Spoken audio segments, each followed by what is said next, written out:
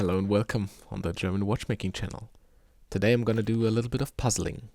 What I have here is a lot of Omega caliber 620 movements that I got on eBay for around 42 euros.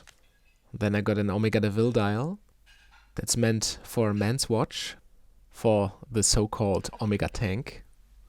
And I got this one in a lot of different dials. Here you can see them. I'm gonna zoom in a bit. Then this one is the one that I'm gonna use in the end here in this watch build.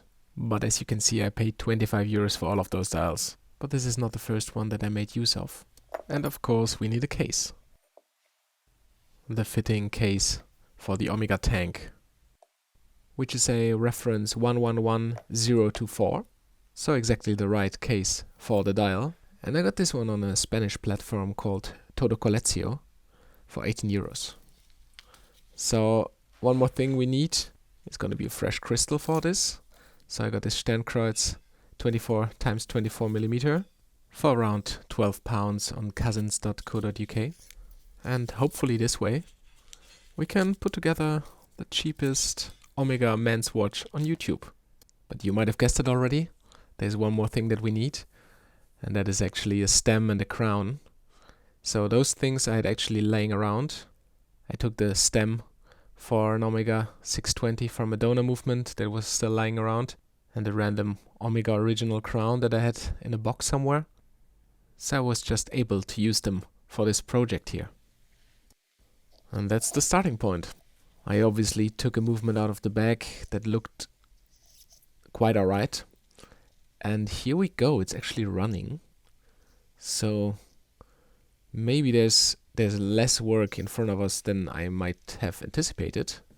But just like with many things in life, you can't praise the evening before the day. So we'll see what's ahead of us.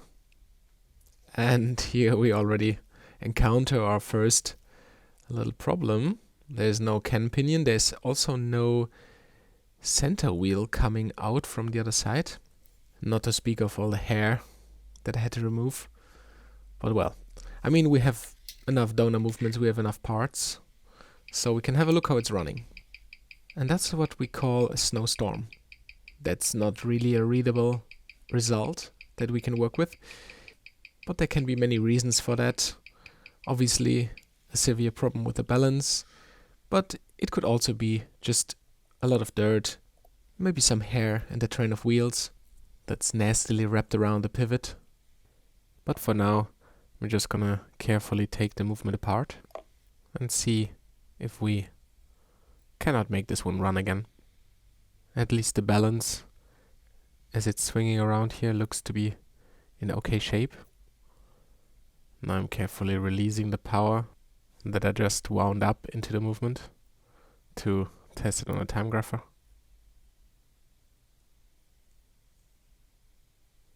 In order to safely remove the pallet fork. And here the screw tried to escape, but it didn't go far. I can ply it off with my screwdriver and lift it out of the movement. Here we are advancing to the train wheel bridge, which seems to be a bit stuck. But remaining patient, it always comes off. I'm also having the movement holder on a very, very tight setting, since the movement is rather small. Train wheel bridge looks good, all the jewels in good condition. Here the escape wheel, fourth wheel, also pivots looking fine. Third wheel, there's a hair around it already, as you can see. One possible reason for the strange results on the time grapher. But let's advance. And this movement is really small. The screws of the crown wheel here are brutally small, as you can see in this comparison to my pinky finger, my smallest finger.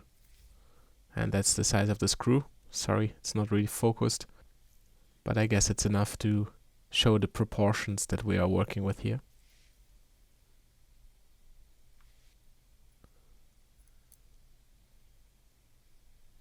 Yeah. Also, another reason why this watch wouldn't run very good is the center wheel here. Must have gotten some kind of hit, or it fell down at some point.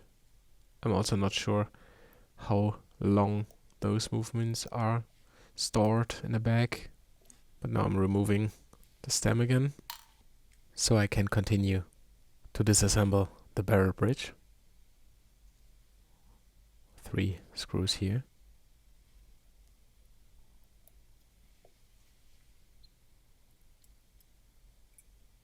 And we can lift it off.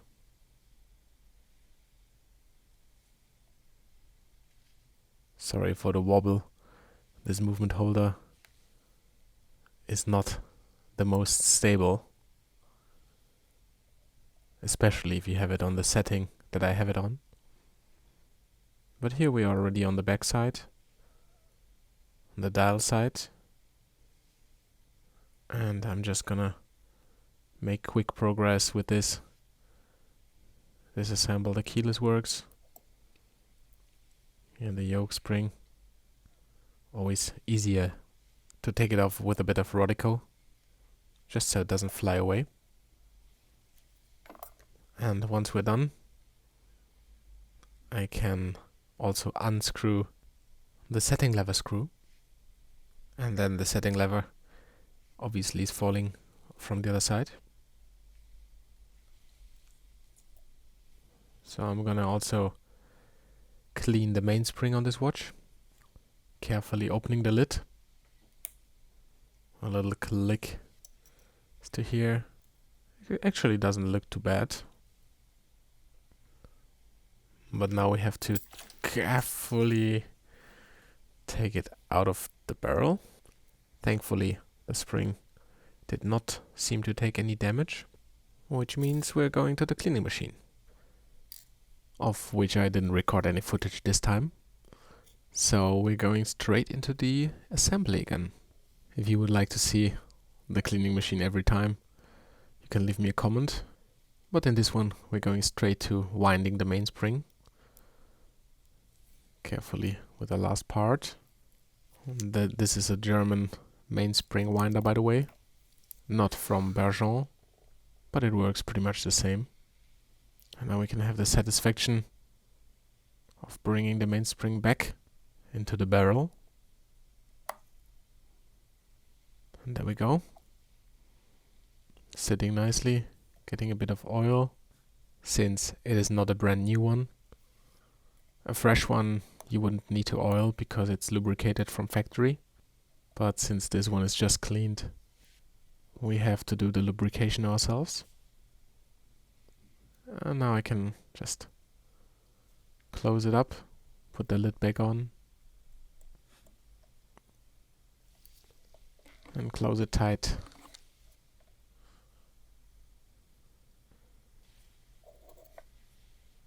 Here's some footage of oiling the jewels, the cap jewels, for the balance. I did a little zoom effect here because I lost the footage of the microscope. So my normal camera has to take over. But the microscope will be back for the rest of the assembly, so don't worry about that. Just carefully closing it. And that will make a big difference in the performance of the watch. Also a drop of oil where the barrel goes. And then the barrel bridge can find its way back into the movement. Also the click. Looks much nicer, much cleaner now. After the cleaning machine, it's always like day and night. All the dried up oil and all the surface grime is gone. And the parts are shiny and smell nice. So here I'm already advancing to the train of wheels and putting everything back into place.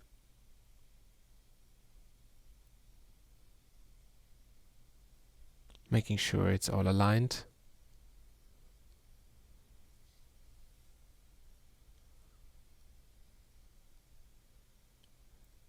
Here the third wheel. And our first donor part, the center wheel, that I took from another of the movements in the back. And that is also why when I do the final cost calculations in the end of the video, I will take this into account and calculate with the price of 2 movements out of 10, because I took center wheel and cannon pinion from a donor movement of the same bag, just to stay correct and fair. Here, carefully putting in all the screws. It's actually a weird way in which I did it this time. I didn't screw down the barrel bridge before assembling the train of wheels, and now I'm just going clockwise and screwing down all the screws. Nothing that I would do every time or that I would even advise to people, but well, also didn't hurt me here. Now the ratchet wheel can come back into its place.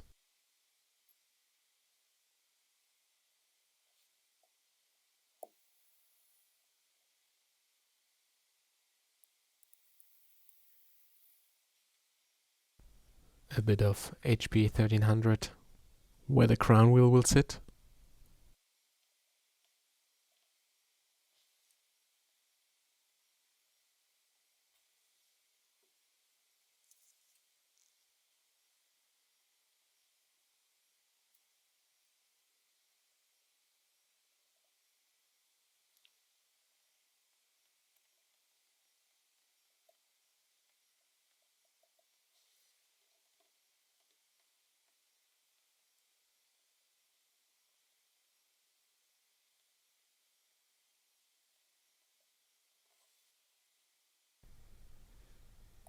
And once that is finished, it's time to oil the jewels. First the center wheel with a bit of HP 1300, and the rest of the train of wheels will be getting some 9010 for Möbius. Always making sure it's not too much and not too little. Just the perfect amount. Also, obviously, from the other side, just as important.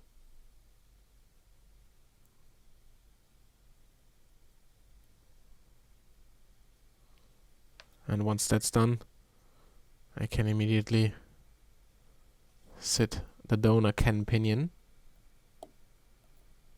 into its position. Seems to interact fine. And that means the rest of the keyless works can be installed. Here, putting a bit of grease on the sliding pinion. And obviously also the same on the winding pinion.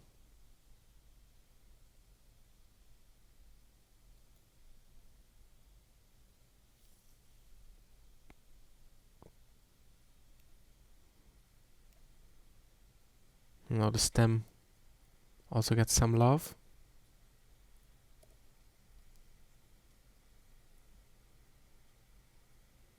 And all the contact points where metal is working against metal. The hole where the setting lever will sit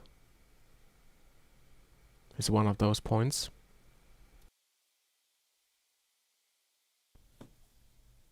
Always testing all the functions. And that seems to work great. So I can place the yoke.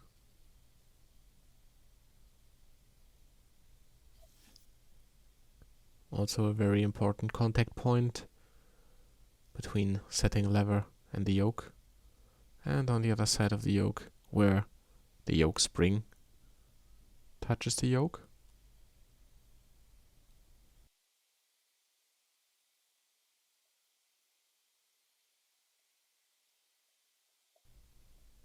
And bringing the tension back to the keyless works. Intermediate wheel and the minute wheel are getting a bit of HP 1300. And then the setting lever spring is gonna be put into place. You know, this whole project is another angle on watchmaking that is often forgotten, and it's the part where you can research, bargain hunt, find parts, find donor movements. And it's something that I quite enjoy as well. The satisfaction of bringing something back to life that otherwise would probably be forgotten is definitely great fun. But now back to the movement. I'm testing again the different positions, setting and winding, but everything seems to work great. That means I can put in the pallet fork already and test if the watch is running. I mean, it was running before, but we can test if it's running any better after a service and after getting some missing parts. Here, sliding the pallet fork bridge in is a bit tricky under the center wheel. As you see, it's going in quite deep, but here it fell into position fine, and I can bring the pallet fork over and tighten it down.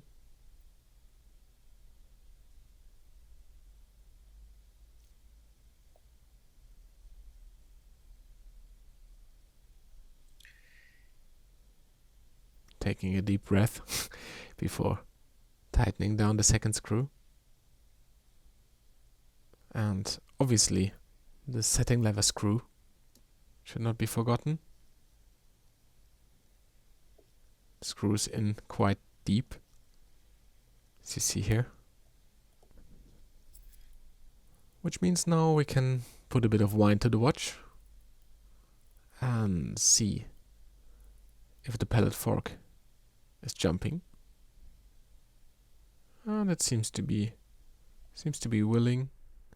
So offering the balance, placing it back into the movement. Now in this case I was giving it some bursts of air, and here it jumps back to life immediately. Wonderful to see. And it also looks to be running quite good. Looks to be running with a strong amplitude. It's not even screwed down yet, which I will obviously do in a second here. And I already assume it's running much nicer, but we'll see a little bit later in the video. But first, we turn our attention to the dial. And as it was already visible in the photo on eBay, they were all laying way too flat on the surface that they were placed on, which means the dial feet have been drilled away, which I'm about to reverse as good as I can. But firstly, I have to clean the surface in order for my glue to stick as good as possible. That means I'm grinding the spots where my new dial feet will sit in the end. And then I'm roughing it up again, which might seem like revoking my own work, but I just didn't want any dirt to be in the place where I'm gluing the new dial feet. So firstly I'm cleaning the area, and then I'm roughing it up for the glue to stick better. Also the dial feet have to be rounded and put into the right size. Also those I'm gonna rough up a bit for the glue to have a better surface to stick on. And then I can put them in the movement, as you can see here, in the right position. And after putting the hour wheel in, I'm placing a drop of glue just on these new dial feet that are made out of brass, by the way. And then just perfectly aligning the dial just as I want it to be in its final position.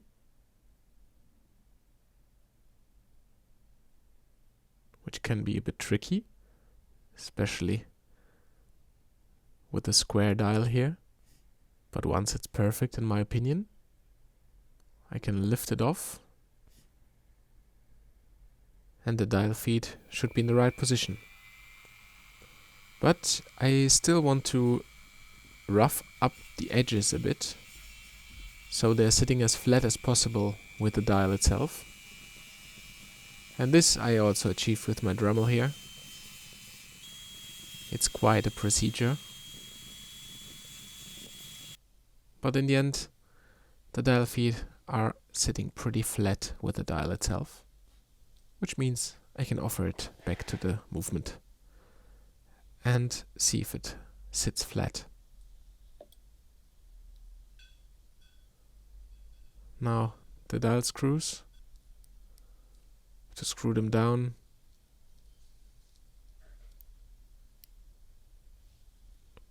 Also pretty tiny.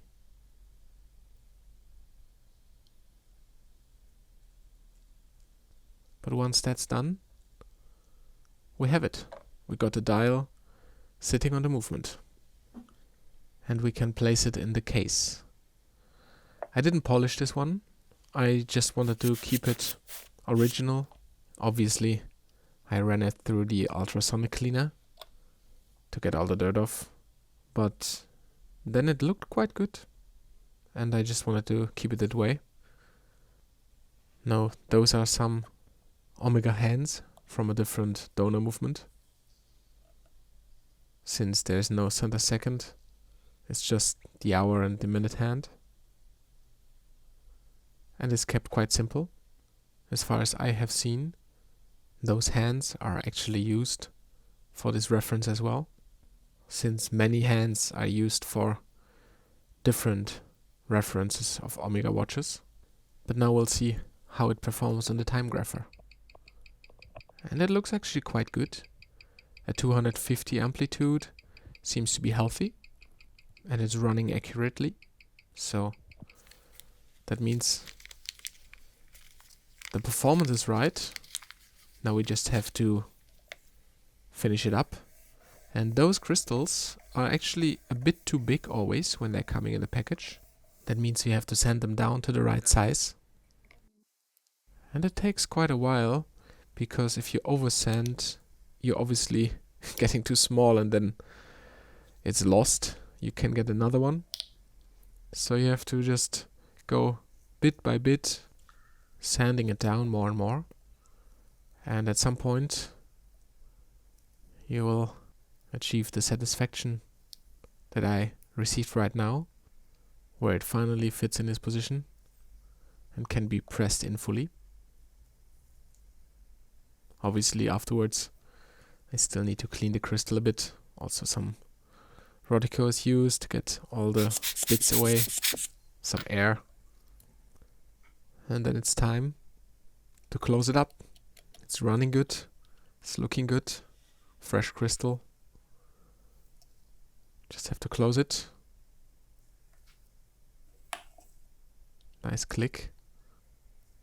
And here it is. A watch revived from the dead. Obviously the dial is not in the greatest condition, but it is much better than laying in a bag of dirt. And the only thing it needs now is a new strap, and then it can be worn again. I decided for this buffalo strap, and while I'm exchanging the clasp from gold to silver color, I can break down the costs of the watch project. So firstly we have the two movements, one that was used and the other one for parts. And that runs down to €8.50 in the end. Then we have one of the 45 dials of the lot. And that runs down to 55 cents. The case, which was 18 euros flat from the Spanish marketplace. And then there's the crystal, which was just flat out 14 euros. And plus the fresh leather strap that I used for 8 euros. We had a final price of 49 euros and 5 cents. Plus shipping. So if that's not a bargain, I don't know. I mean, a man's Omega watch for 50 euros. And an iconic one too. That's a win in my book. Thank you so much for watching. And see you in the next video.